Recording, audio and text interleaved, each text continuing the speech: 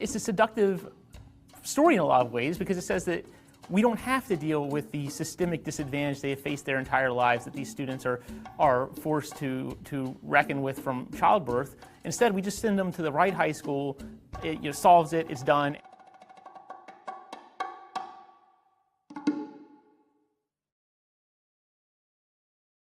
It's not totally clear how they got away with it for so long.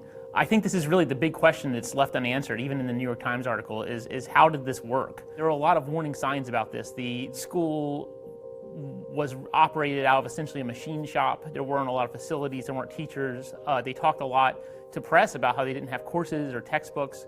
A lot of people wanted it to be true. There's a tendency to search for this kind of stories about miracle students, and that way you don't have to think about the sort of larger problem of inequality in American education. There's this myth that you have sort of ordinary children of color, and then you have sort of remarkable children of color, the kinds of students that go to T.M. Landry, that go to elite charter schools, that go to private schools. And in reality, the most capable students are going to the same schools as everyone else. They're suffering the same disadvantages as everyone else. And there really is no shortcut to finding the creme de la creme, the best students. I push our students to attend elite schools, not for them to think that they're better than anyone else, but to change their mind and their perception of who they can become.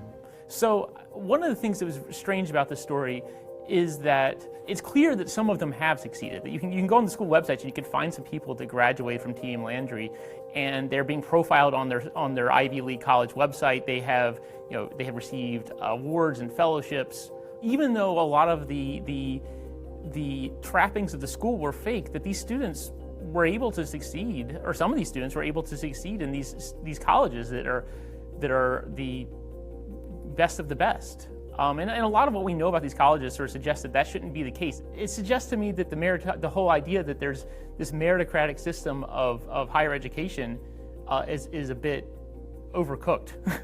That maybe the meritocracy isn't all it's cracked up to be. Maybe there are plenty of equally smart and capable students at state colleges or less prestigious colleges, and maybe all the people at these prestigious colleges, aren't just the best of the best, but are the ones who are lucky enough to get in.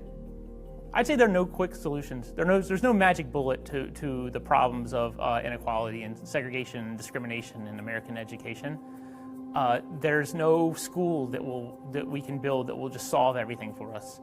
And if someone comes along and they've claimed to solve it with a school, or they found the miracle school or the miracle students, it's probably a fraud or a scam or at least it's at least wishful thinking.